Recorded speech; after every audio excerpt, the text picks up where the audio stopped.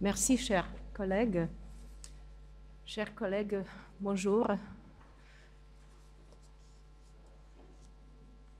On va commencer comme Madame Pavelin Lešić vient de l'expliquer, de le dire, de l'annoncer par une conférence plénière consacrée à Monsieur le professeur, notre ancien professeur et membre de l'Académie croate des sciences et des arts, Vojimir Vinja.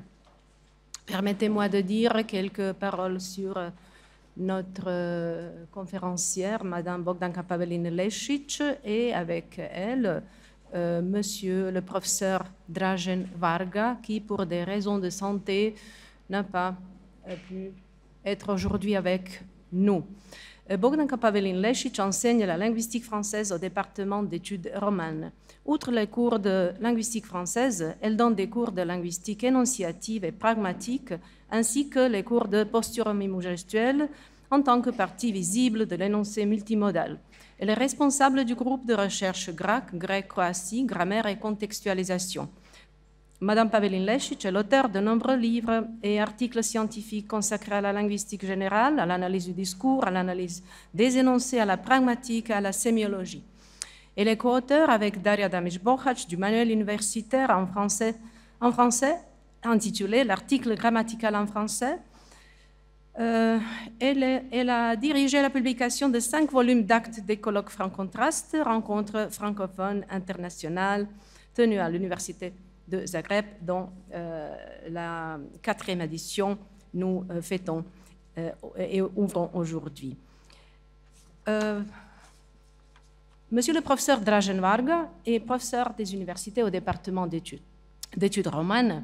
Dans l'enseignement comme dans les travaux scientifiques, il traite notamment des questions de la syntaxe générale, syntaxe française et syntaxe romaine, mais aussi d'autres questions épistémologiques, théoriques et méthodologiques de la linguistique générale et romane. Il a participé à des projets sur la grammaire descriptive française et a dirigé le projet Grammaire française pour les locuteurs croates, bien sûr croatophones. Il est aussi membre de la Société de linguistique romane. Il a conçu et introduit le séminaire Syntaxe comparée des langues romanes, principalement consacré à la méthodologie de recherche. Il a également conçu le programme d'études de la langue et littérature roumaine. Il donne des cours de syntaxe, morphologie et linguistique roumaine. Madame Pavelin Lešić, je vous passe la parole.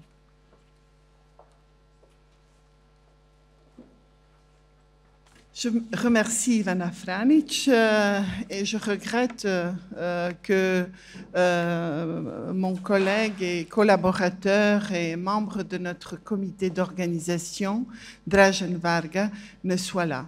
Donc, je vous prie de m'excuser, je vais lire parce que il y a beaucoup de choses à dire aussi en son nom que je n'ai pas eu le temps de préparer à l'oral spontané. Voilà. En fait, notre cher Dražen et moi ont eu l'honneur, la joie, le bonheur surtout, de suivre les cours de linguistique française in vivo de professeur Vojimir Vinja. Et c'était formidable, ne parlant jamais ex cathedra, restant toujours debout parmi les rangées de nos bancs, professeur Vinja exposait sa connaissance et ses convictions franchement, en ne les imposant à personne. Il encourageait ses disciples par sa largeur d'esprit d'emprunter les voies nouvelles en se servant de nouvelles méthodes qui reflètent un nouveau temps qui est le leur.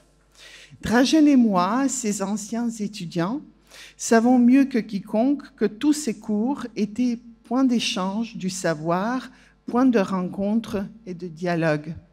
Son enseignement était actif, dynamique, les étudiants n'étant pas réduits au rôle de simples auditeurs.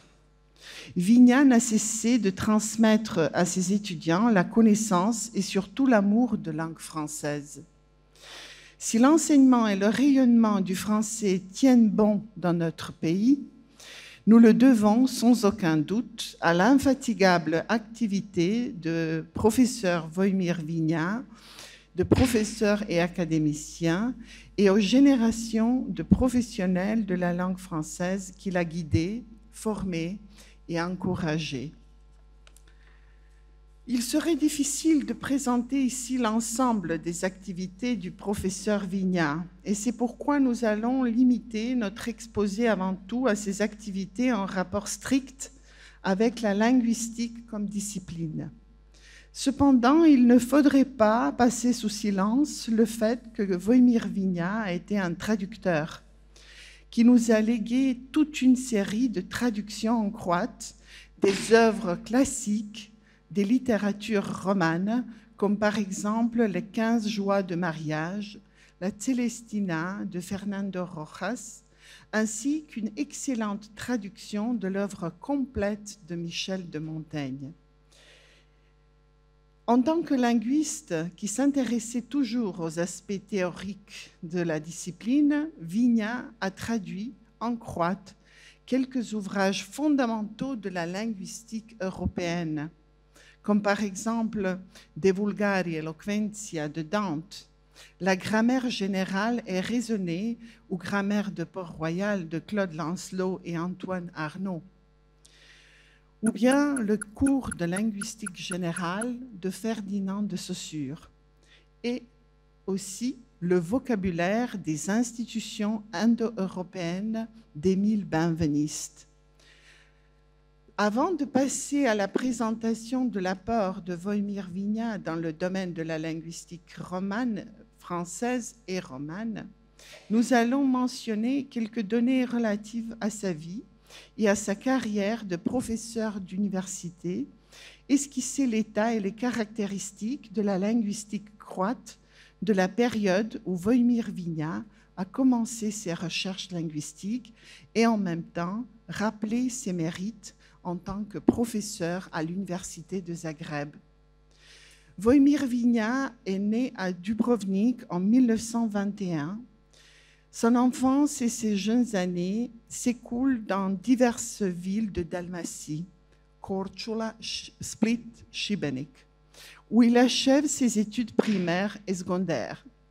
Grandissant dans un milieu urbain méditerranéen, Vignat a eu l'occasion non seulement d'apprendre à aimer, mais aussi d'observer et de comprendre les phénomènes complexes d'interpénétration et convergence culturelle, ainsi que les contacts entre les langues, ce qui lui a permis justement de contextualiser les conceptualisations, surtout dans le domaine d'ichtyologie et ichthyonomie.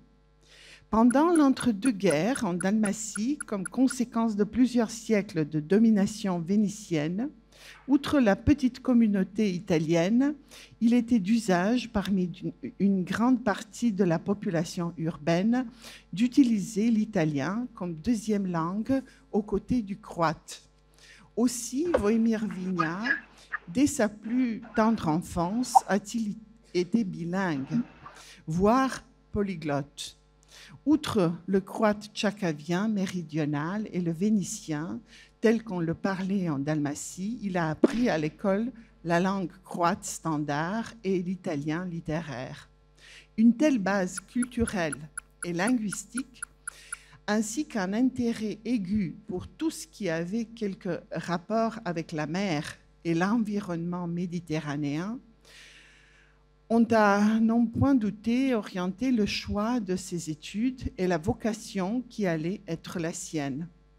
Ainsi, en 1940, Woimir Vignat s'inscrit à la faculté des lettres où il entreprend ses études en linguistique romane et langue et littérature française, et où l'académicien Petar Skok a été son professeur qui, dès le début, a exercé une certaine influence sur l'orientation de ses recherches et a marqué de façon décisive la voie que devait suivre l'activité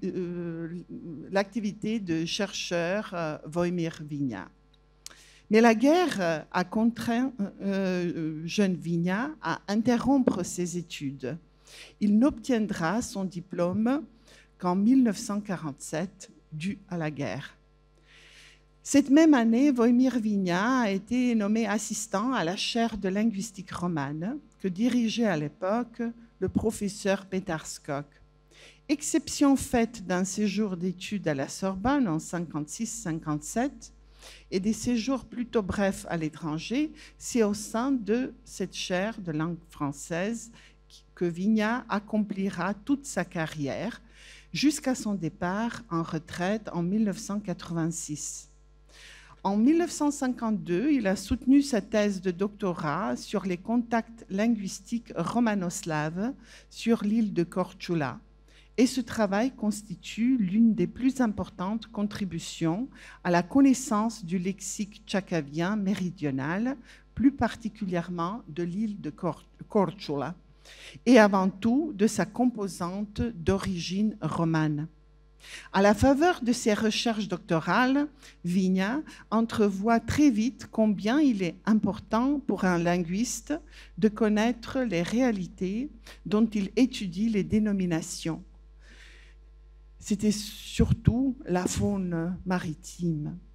Aussi a-t-il décidé de suivre les cours de biologie marine, plus particulièrement de biologie des poissons, donnés à la faculté des sciences naturelles et de mathématiques de Zagreb.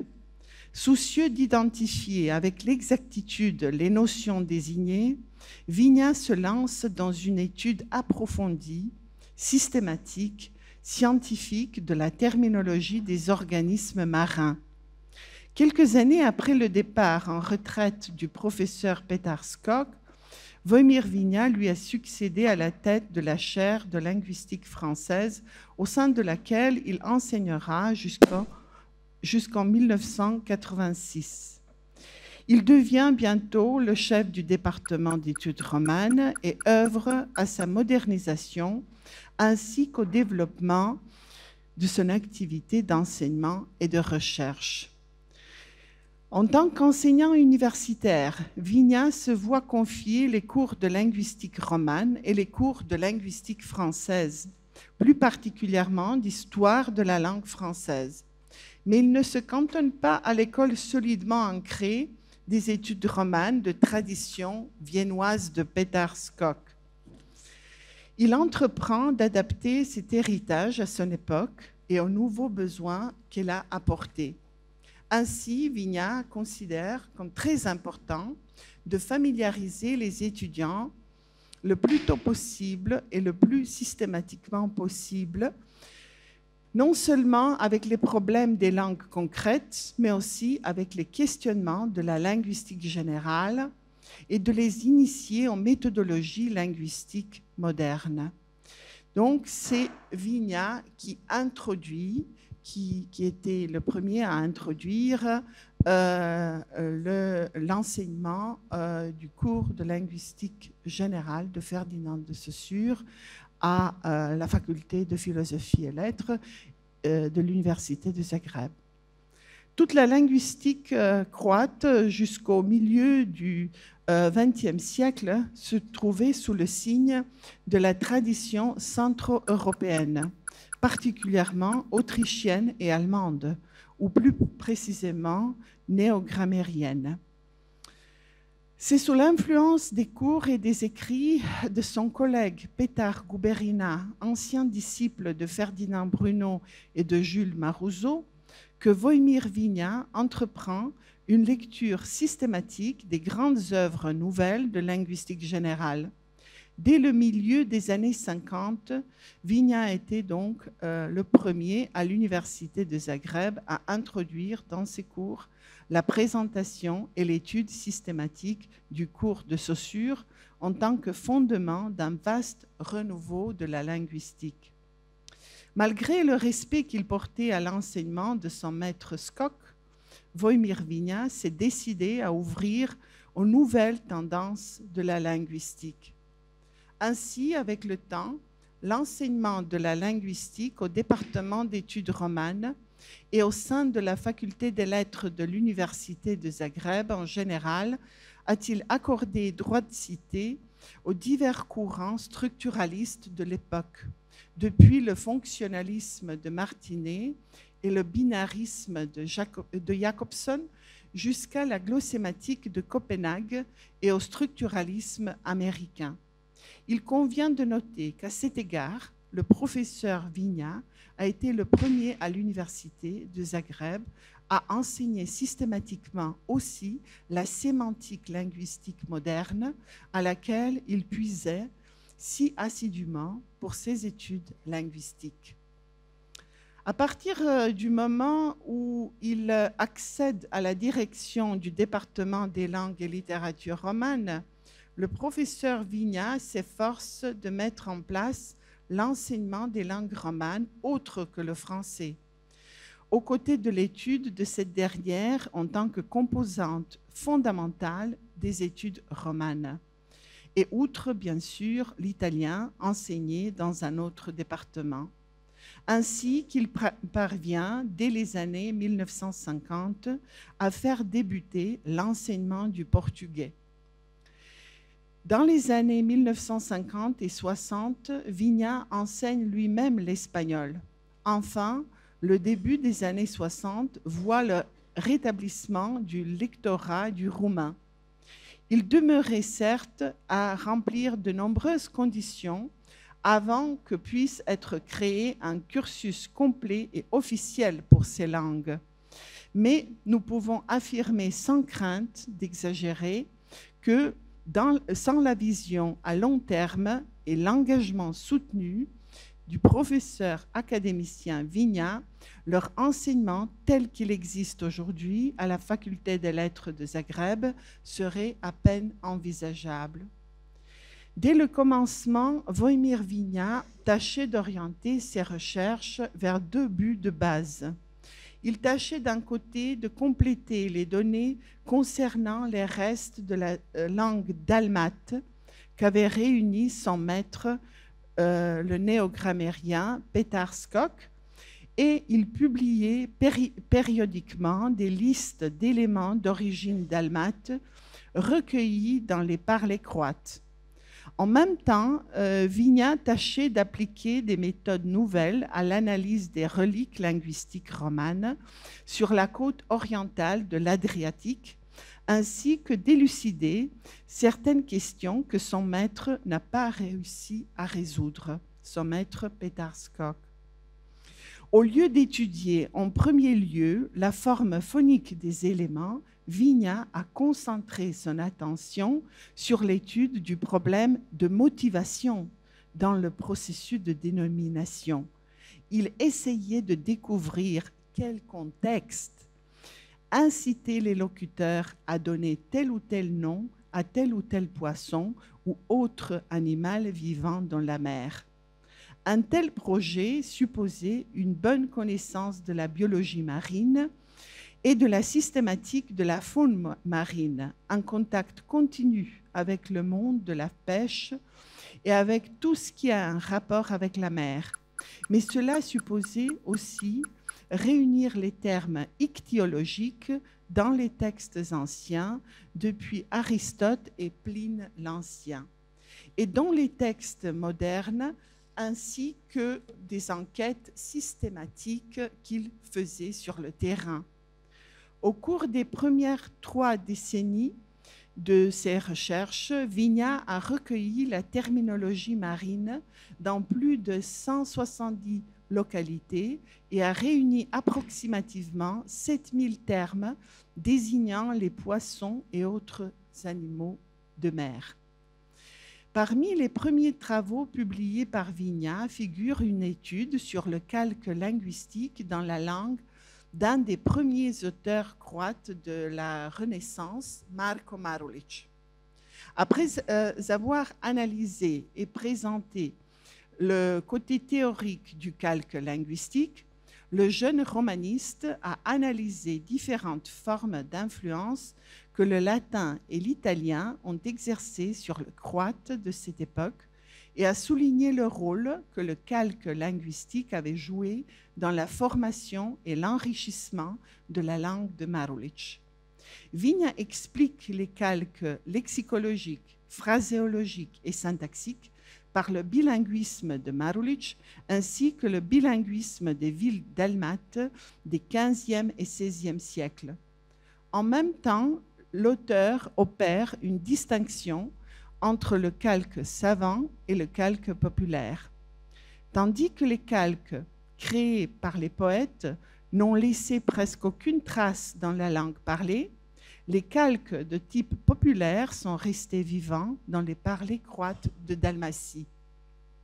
Dans ses travaux sur le processus de dénomination dans la terminologie marine, Vigna reviendra souvent au phénomène de calque linguistique, surtout lorsqu'il tâche d'expliquer l'enchevêtrement des éléments grecs, latins, croates et vénitiens sur les côtes orientales de l'Adriatique, où les Croates sont entrés en contact avec le monde et la civilisation méditerranéenne.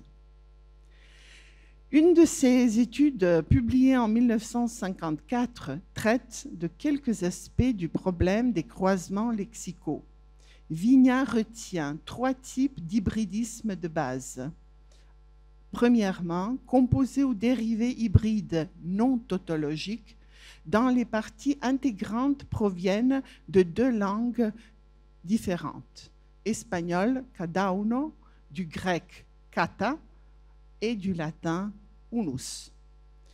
Deuxièmement, croisements lexicaux ou contamination lexicale, c'est-à-dire une fusion complète de 2 éléments de signification apparentée ou contraire, provenant de 2 langues différentes. Il donne plusieurs exemples. Par exemple, je ne sais pas si mon accentuation est bonne. Lascerica, c'est Lascerica? Je ne sais pas. Ou Lascerica. Donc, de l'italien lacerta,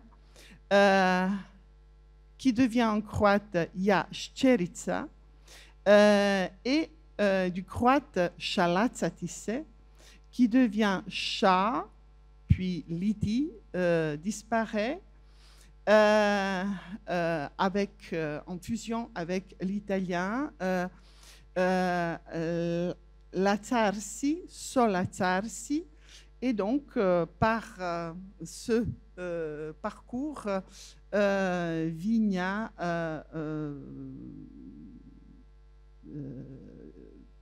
en déduit que les croisements lexicaux ou les contaminations lexicales donc amènent à une fusion complète de 2 éléments de signification apparentée.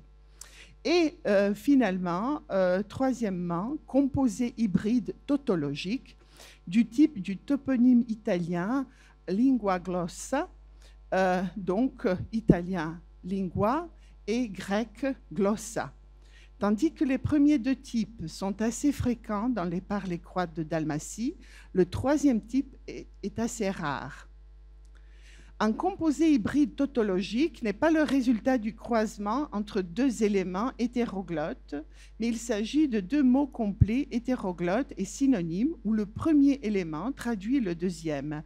Lingua glossa, donc la même chose, lingua lingua. Vigna examine ensuite les lois qui régissent la formation de ce type de croisement pour les appellatifs ainsi que leur fonction de spécification. Bon, il y a d'autres exemples que je devrais passer. Dans la toponymie, dans ce type de croisement, l'élément croate traduit le mot étranger qui n'était pas généralement connu par la population locale. Par exemple, toponyme Punta Ratac, italien punta, extrémité, point, et croate Ratac, petit promonitoire. Plus tard, dans ses études sur les dénominations de la faune marine, le professeur Vigna traitera très souvent les exemples illustrant ce phénomène. Et significative pour ses travaux ultérieurs, son étude sur l'étymologie populaire, publiée en 1957. Vigna y examine le phénomène d'étymologie populaire et son rôle dans la formation des noms de la faune marine. À ce propos, l'auteur souligne que pour l'étude de n'importe quelle terminologie, il est très important de distinguer entre les expressions motivées et celles qui n'ont pas de fondement hors d'elles-mêmes. Ce fait est d'une importance particulière pour l'étude de la nomenclature ichthyologique, parce que les noms de poissons, dans leur plus grande majorité, appartiennent à la classe des noms motivés. Quoi qu'il en soit, bien que les mots croates brada, barbe, italien barba et français barbe et allemand Bart soient des mots immotivés, les formes dérivées croate, bradac, italien barbone, français barbé, allemand Rothbart, comme nom de poisson sont au contraire motivés. Il s'agit de nouvelles créations sémantiques qui s'appuient sur des formes déjà existantes. Vigna étudie ensuite un certain nombre d'ichtyonymes d'origine étrangère, vénitienne, grecque, etc., qui, dans les parlers croates, ont été réinterprétés dans l'esprit de l'étymologie populaire pour pouvoir être motivés au sein du système linguistique croate et pour pouvoir être mieux intégrés dans ce système. Naturellement, les formations de ce type échappent aux interprétations faites exclusivement sur la base de l'étymologie phonétique. Dans son article traitant du sort de l'ichthionymie latin clupea, Wojmir Vigna tient strictement compte des critères externes et internes en étymologie, tels que les avait mis en relief Pierre Guiraud. Il analyse la riche création verbale par l'ichthyonyme latin clupea grâce à un système complexe d'associations formelles ainsi qu'un riche système d'associations sémantiques. Donc, on peut dire qu'il contextualisait tout le temps en terminologie ichthyologique. Dans le même sillage de la recherche des méthodes d'analyse se situe l'article traitant des noms des ménidés. On y examine les noms de 3 espèces de poissons qui ont tout le temps excité l'imagination des pêcheurs. Leur changement saisonnier de couleur, la différence très caractéristique dans le goût qui dépend du stade de la maturité sexuelle, ainsi que les variétés du mâle et de la femelle, ont incité les locuteurs tout autour de la Méditerranée à donner à ces poissons un nom pour lequel l'imagination populaire s'est servie de toute une gamme de procédés dénominatifs. Tout était bon, souligne l'auteur, pour marquer les différences, pour obtenir un nom distinct des autres. Les ichthyonymes hérités des populations disparues, les noms de poissons empruntés aux langues des populations voisines, opaques et immotivés les uns des autres, ont été réinterprétés dans les langues nouvelles et pourvus de sémantisme que ces signifiants y évoquaient de telle manière que filiation et parenté insoupçonnée se sont établis. Wojmir Vigna cite des listes de noms de poissons en différentes langues et en différentes localités méditerranéennes, entre lesquelles l'étymologie phonétique ne peut établir aucun lien logique, mais c'est au contraire le système des conceptualisations métaphorisantes, dirait-on aujourd'hui en utilisant la terminologie de la linguistique cognitive, présent plus ou moins partout, qui ramène des noms très différents quant à la forme à un principe de dénomination semblable ou très proche. Sans prétendre à l'exhaustivité de la présentation des nombreuses études de ce type, publiées par le professeur Vigna, nous allons prêter une attention particulière à ces livres qui représentent en quelque sorte la synthèse de ses recherches au cours de plusieurs décennies.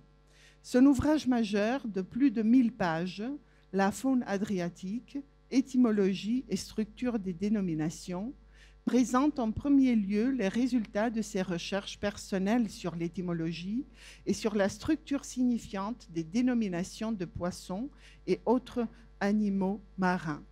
Rompant avec la tradition, Vigna ne s'est pas arrêté à la forme phonique de la terminologie, mais a scruté avec une attention particulière la motivation sémantique des noms d'animaux marins, s'efforçant d'élaborer une méthode d'analyse susceptible de permettre de discerner ce qui poussait les locuteurs à donner tel ou tel nom à tel poisson ou autre animal marin.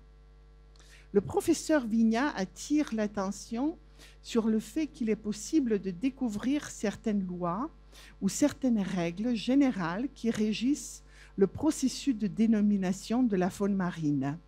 On peut se rendre compte, par exemple, que les ichtyonymes et les noms des organismes marins en général représentent une partie particulièrement instable du lexique pour laquelle la durée dans l'usage se trouve en rapport inverse avec le degré d'affectivité qui la caractérise très souvent.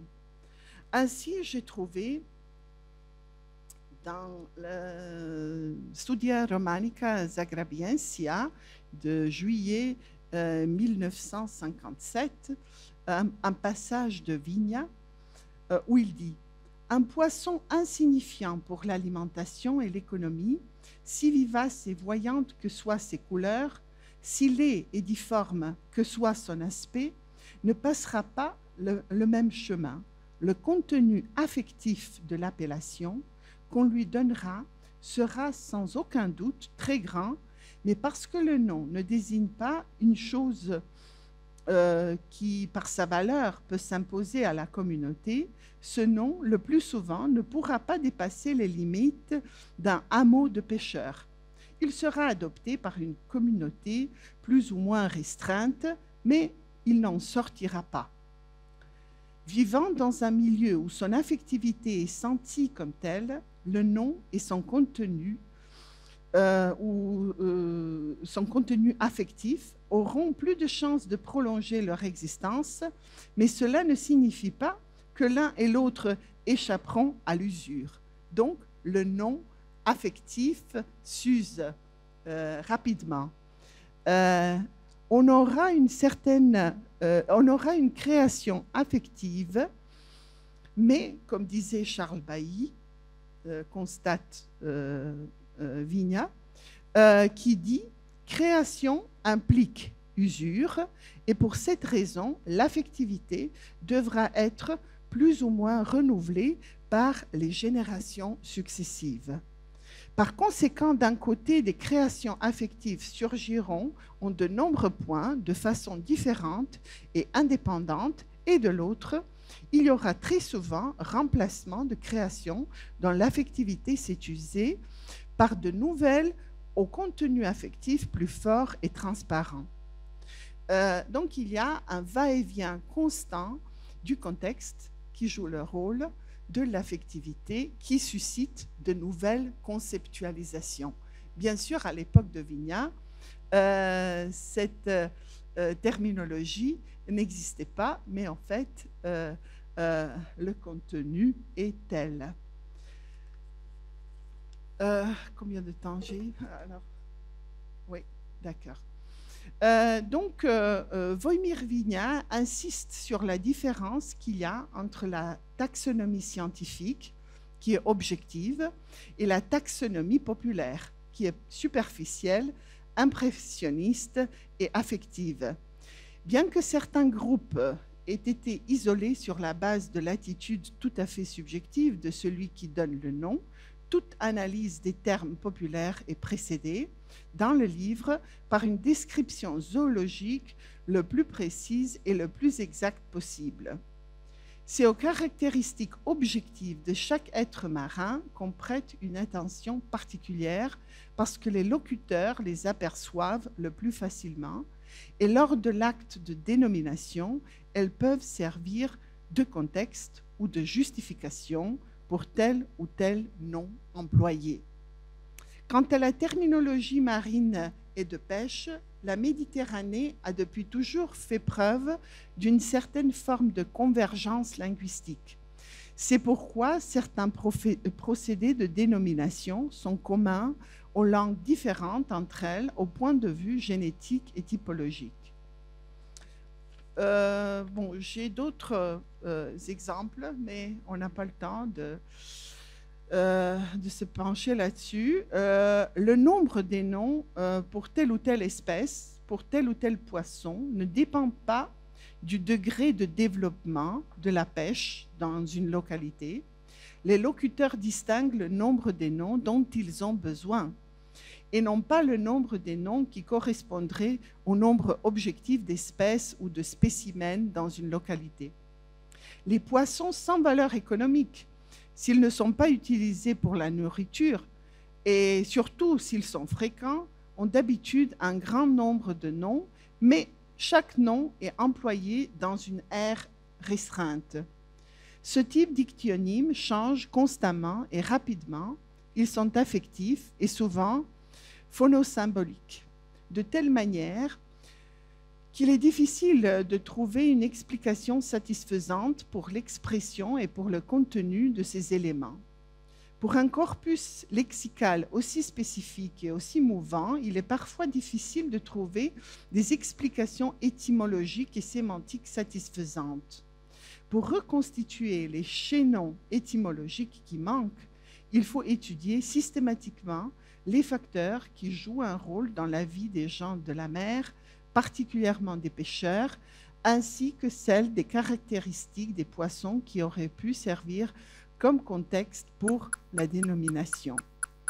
Ce type d'approche, ainsi qu'une connaissance parfaite de la distribution aréale des termes, ont permis à l'académicien Vignat de trouver des explications convaincantes pour un grand nombre dictyonymes.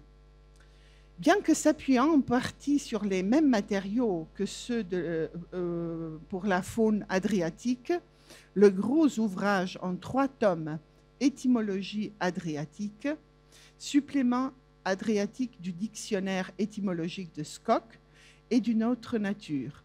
Il s'agit tout d'abord d'une dette de Wojmir Viña envers son professeur et maître Petar Skok. Le dictionnaire étymologique de Petar Skok est l'un des répertoires étymologiques les plus riches et les plus imposants qui soient, non seulement à l'échelle de la langue croate, mais aussi à l'échelle des langues de l'Europe, du Sud-Est et des Balkans. Il traite avec un soin particulier les éléments balkaniques et romans mis en lumière. Cependant, cet ouvrage a connu un destin particulier. Skok n'est pas parvenu à achever son ouvrage. Afin de compléter et parachever ce dictionnaire capital, l'Académie croate des sciences et des arts a lancé un appel aux linguistes. L'académicien Wojmir Viña a répondu à l'appel et il a élaboré une étude critique poussée de l'ensemble du corpus linguistique de Skok et par conséquent son traitement étymologique pour la partie du corpus concernant le littoral adriatique des îles. Là où il s'accordait tout à fait avec le dictionnaire de Skok, Viña n'a noté aucun commentaire, mais a complété nombre de détails en puisant à ses propres matériaux auxquels Skok n'avait pu avoir accès. Par ailleurs, Viña a amené une révision critique de nombreuses explications à la lumière des découvertes les plus récentes en matière d'étymologie. Cet ouvrage du professeur Viña est un dictionnaire en quelque sorte étymologique, traitant pour l'essentiel des romanismes du littoral adriatique croate, si bien qu'aujourd'hui, le dictionnaire de Petar Skok ne pourrait plus satisfaire les exigences des linguistes professionnels sans les ajouts de Wojmir Viña. Ainsi, le disciple Viña rendit-il le plus bel hommage à son maître Skok. Voilà, donc voici quelques grandes lignes du grand opus que nous a légué l'académicien Wojmir Wina. L'université, en fait, Wojmir Wina a donc, par sa vision et l'engagement à long terme, contribué à mettre en place l'enseignement des langues romanes autres que le français à l'université de Zagreb, mais aussi à l'université de Zadar. Et c'est pourquoi l'université de Zadar a organisé en 2011 un colloque international pour honorer la mémoire de Wojmir Wina, professeur, l'un des fondateurs des études romanes à l'université de Zadar et auteur d'œuvres majeures sur les aspects étymologiques et géographiques des contacts linguistiques slavo-romans dont je viens de parler. Le but du colloque est allé au-delà d'une valorisation de l'apport scientifique du professeur Wina.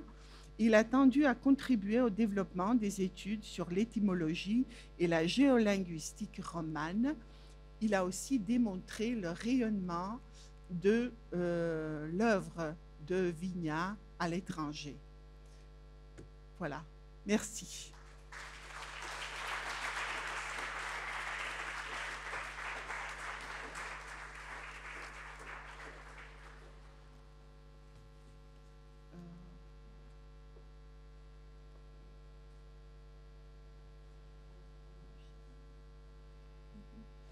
Merci, chers collègues.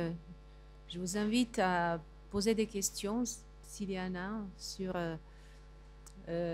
n'importe quel domaine de travail et de recherche du professeur Wina.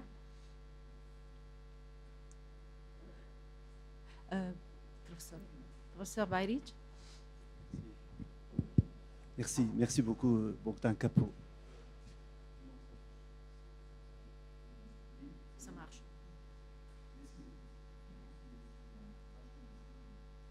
Tu transmettras. N'étant pas spécialiste du domaine concerné, mais ayant un minimum de curiosité, je souhaiterais en savoir plus si possible.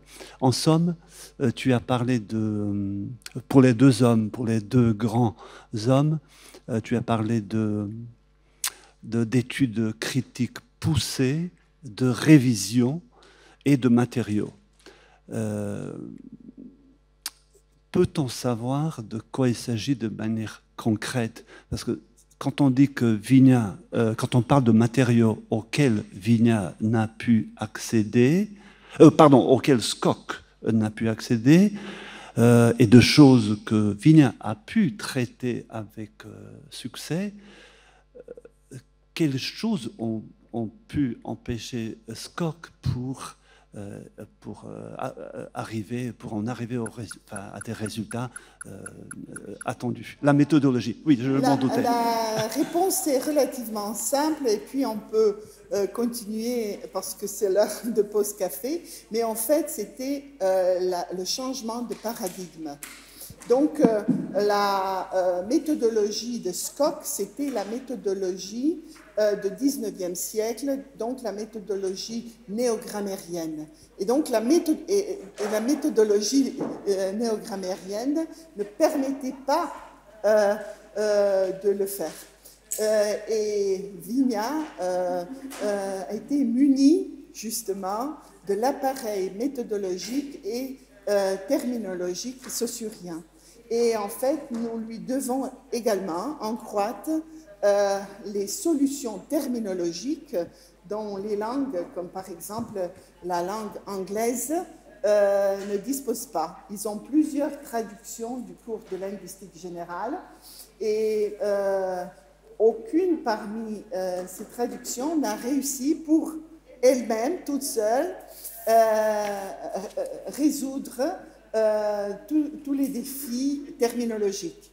Mais Wina l'a réussi. Et pourquoi? Parce que justement, depuis les années 50, il était là-dessus, dans ce bain, il a pratiqué dans le domaine d'ichtyologie en poursuivant en fait la voie de son prédécesseur Scott, mais en changeant de paradigme.